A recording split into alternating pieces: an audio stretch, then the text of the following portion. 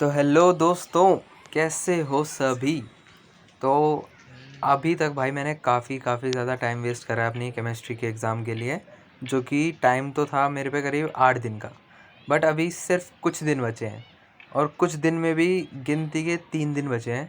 तो अब उन 3 दिन मैंने क्या किया है वो मैं तुम्हें दिखाऊंगा। मगर वैसे तो आज लास्ट दिन है, बट अभी तक 2 दिन मैंने क्या किया था वो दिखाता हूँ तुम्हें पहले। तो पहले दिन पूरा दिन मैंने टाइम वेस्ट किया और फिर मैंने पहले डिस्ट्रैक्शन डिलीट करने का सोचा है। पहले मैं सारा डिस्ट्रैक्शन डिलीट करता हूँ भाई, जैसे कि वो गेम और ये इंस्टा। और मेन बात ये है कि मैंने पहले पूरे दिन में सिर्फ यही किया है और कुछ नहीं, क्योंकि दिन भर इन्हीं चीज़ों में लगा हुआ था ना। उसी के बाद तो डिलीट करने का सोचा है मैंने। तो आज जो दूसरा दिन था उसमें भी तुम लोग टाइम देखो तो 8 बजने में भाई 5 मिनट की देरी रह रही है बस। मैंने सही में कुछ नहीं किया ये आधे घंटे का बस कि क्वेश्चन का लेक्चर कंप्लीट करने के अलावा, वो भी सॉल्यूशन का। तो आज है भाई लास्ट डे और कल है मेरा केमिस्ट्री का एग्ज़ाम। और सही बताऊं तो मेरे को भाई बहुत गुस्सा आ रही है अपने आप पे। मैंने 7 दिन सही में वेस्ट किए हैं और आज लास्ट डे आ गया और मेरे पे 4 चैप्टर पड़े हैं अभी भी केमिस्ट्री के। सॉल्यूशन और alcohol phenol ether, aldehyde ketone और बायोमोलिक्यूल्स। और मैंने अभी तक सॉल्यूशन का भी लेक्चर कंप्लीट किया है बस। और रियलाइजेशन की सबसे बुरी बात पता है क्या होती है? कि वो सबसे आखिरी में होती है भाई, जैसे कि मेरे को अभी हो रही है। वैसे अगर स्टार्टिंग में होती तो उसे रियलाइजेशन नहीं कहते, बट मैंने उसके क्वेश्चंस भी नहीं करे हैं। एनसीईआरटी के अभी कोई क्वेश्चंस नहीं करे हैं मैंने, अभी कुछ भी नहीं करा है। मतलब स्टार्ट करते हैं भाई जल्दी से, बस कल पास हो जाऊं कैसे भी करके केमिस्ट्री में। नहीं तो देखो, एक बात बहुत अच्छी हुई है कि मेरे दोस्त ने मेरे को बताया कि भाई ये 1.22 जो वाला क्वेश्चन है ना वो कंफर्म आएगा भाई, कंफर्म आएगा पेपर में। उसे खुद मैम ने बताया कि ये आएगा, क्योंकि वो न्यू स्टूडेंट है बस इसलिए। मगर हमें भी फ़ायदा मिल रहा है इस चीज़ का। और इन टेक्स्ट के ये जो 4 क्वेश्चंस हैं, इन 4 क्वेश्चंस में से पक्का कोई एक आएगा भाई, पक्का गारंटी है। तो अभी भाई मैं इंटेक्स के क्वेश्चंस कर रहा था, जो वही 4 क्वेश्चंस जो इंपॉर्टेंट है। अब देखो इससे ये बात तो अच्छी होगी कि हमें वो 41 क्वेश्चंस नहीं करने पड़ेंगे सॉल्यूशंस के। तो भाई अभी मैंने जो इम्पोर्टेंट क्वेश्चन था, एक ये 22 वाला बैक एक्सरसाइज का, वो कर लिया है। और जो ये क्वेश्चंस थे 4 जो इंटेक्स के मेन इंपॉर्टेंट क्वेश्चन थे, एक ये वाला। देखो ये सारे पता है कैसे है। ये वाला relative lowering of vapour pressure पे है, फिर ये दूसरा वाला एलिवेशन ऑफ बॉइलिंग पॉइंट पे है, फिर ये वाला डिप्रेशन इन फ्रीजिंग पॉइंट पे है, और ये वाला फिर ऑस्मोटिक प्रेशर पे है, सी आर टी वाला, pi equals to C R T वाला। तो मतलब ये जो हमारे पे कॉलिगेटिव प्रॉपर्टीज़ है ना, ये 4 क्वेश्चन चारों कॉलिगेटिव प्रॉपर्टीज़ के हैं। तो मतलब अब इस चैप्टर में से बस मेरे को इतना ही करना है, इससे ज़्यादा अब नहीं करूँगा भाई। अभी 3 चैप्टर पड़े हैं यार, मैं क्या करूँ। तो अभी बताऊँ तो इसको हटा देते हैं पहले। एल्कोहल फिनॉल ईथर है और एल्डिहाइड कीटोन एंड एसिड है, ये 2 चैप्टर अभी मेरे को करने हैं पूरे पूरे। और बायोमोलिक्यूल्स भी है, इसका बस वन शॉट देखूंगा मैं। और इसमें से भी देखो मैं क्या सोच रहा हूँ, मैं ये सोच रहा हूँ कि देखो इसमें टोटल क्वेश्चंस हैं 33। अरे 33 क्वेश्चंस है टोटल। और मैं अगर सारे इवन इवन क्वेश्चंस करूँगा तो भी करीब 15 क्वेश्चंस तो करूँगा इसमें से। 15 क्वेश्चंस इसमें से कर लूँगा और फिर उसके बाद आगे बढ़ जाऊँगा दूसरे चैप्टर पे। और उसमें 20 क्वेश्चंस है तो उसमें भी इवन इवन क्वेश्चन करके 10 क्वेश्चन कर लेंगे एल्डिहाइड कीटोन वाले चैप्टर में। अभी मैं इसका देखूंगा वन शॉट, तुम लोगों को टाइम दिखाता हूँ, फिर इसका वन शॉट स्टार्ट करता हूँ अभी। तो अभी भाई मैं स्टार्ट कर रहा हूँ अल्कोहल फिनॉल ईथर का वन शॉट, क्योंकि ये वाला चैप्टर तो मैंने बिल्कुल भी नहीं पढ़ा है। एल्डिहाइड वाला तो थोड़ा बहुत पढ़ा भी है मैंने पहले। भाई सही में पका रहा है यार ये चैप्टर।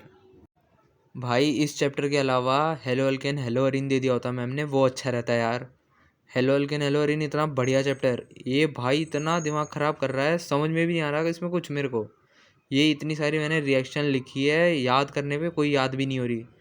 कैमरा भी ब्लर हो जा रहा है भाई, बहुत पकाऊ चैप्टर है, बहुत ज़्यादा। सबसे बेकार ऑर्गेनिक का चैप्टर है ये वाला।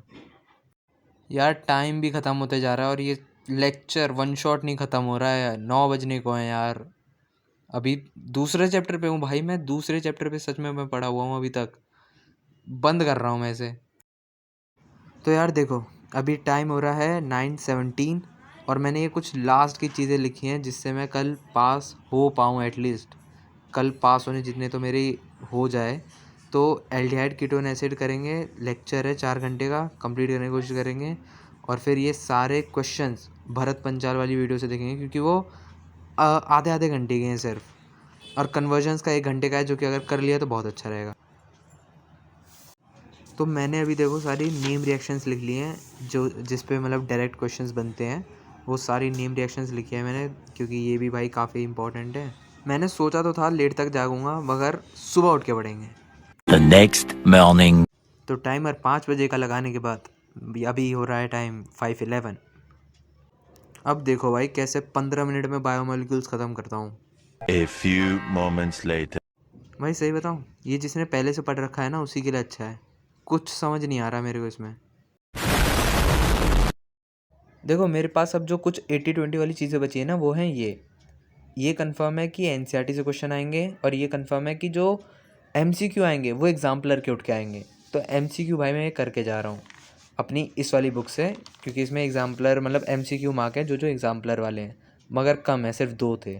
तो अभी भाई मैंने यहाँ पे सिर्फ एनसीईआरटी के इंपॉर्टेंट क्वेश्चंस देखे हैं, सिर्फ देखे हैं, करे नहीं है, बट हाँ मैंने समझ लिए हैं ये कैसे हुए हैं सारे। और अब भाई मेरे पे पढ़ने का टाइम नहीं बचा है, क्योंकि स्कूल का टाइम हो रहा है, स्कूल जाना है, तभी तो पेपर दे पाएंगे। तो तैयार होता हूँ अब। तो तैयार होने के बाद अब मैं जा रहा हूँ स्कूल, और पता नहीं क्या होगा पेपर में। भगवान से विनती करते हैं कुछ अच्छा हो, बस जो पढ़ा है वो आ जाए। बाय बाय, स्कूल से आने के बाद बताता हूँ क्या हुआ। 7 hours later. दोस्तों मेरी खुशी देख के ये मत समझना कि मैंने टॉप ही मार दिया होगा, बट तुम्हें दिखाता हूँ पेपर। भाई पहले तो आए थे 10 मार्क्स के एमसीक्यूज़, और एमसीक्यूज़ में मैंने करीब मेरे 6-7 मार्क्स आ जाएंगे एमसीक्यूज़ में, मेरे को जहाँ तक पता है। और ये वाला क्वेश्चन देखो, ये अनराइप मैंगो प्लेस वाला, ये इस बुक में जैसे कि मैंने बोला था एग्जाम्पलर में से आते हैं। सेम क्वेश्चन भाई, सेम क्वेश्चन। इसका आंसर मेरे को पहले से पता था, ये डी ऑप्शन था, it loses water due to osmosis. और यही मैंने मतलब बच्चों ने इसमें सोचा होगा, मैंने डायरेक्ट ये कर दिया क्योंकि मेरे को तो पता था ये वाला, ठीक है। और भी मतलब ईजी थे वो। और ये 13 वाला क्वेश्चन देखो, ये जो सेम क्वेश्चन है, यही इन टेक्स्ट का जो क्वेश्चन था, क्वेश्चन नंबर ये 10 वाला, मतलब बस थोड़ा सा वर्डिंग चेंज है, और एकदम सेम क्वेश्चन, आंसर भी सेम ही था दोनों का। ये भी मेरा सही गया पूरा अच्छे से, और ऊपर तो नेमिंग का है, और ऊपर जो एक ये है ये गलत है मेरे को जहाँ तक पता है। और जो ये वाला क्वेश्चन था जो कि कंफर्म था 122 वाला, ये वाला भी आया था, और वो भी 3 मार्क्स में।